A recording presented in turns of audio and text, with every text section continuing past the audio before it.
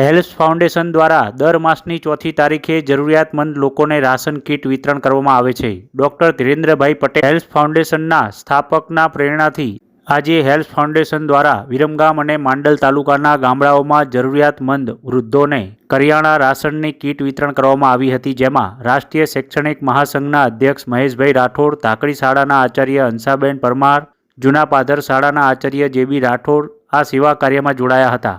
આ કીટ દર મહિને હેલ્પ ફાઉન્ડેશન દ્વારા દીપકભાઈ ઈશ્વરભાઈ પરમાર પે સેન્ટર શાળા કુમાર શાળા નંબર 1 વિરમગામના પ્રયાસો થકી આપવામાં આવે છે.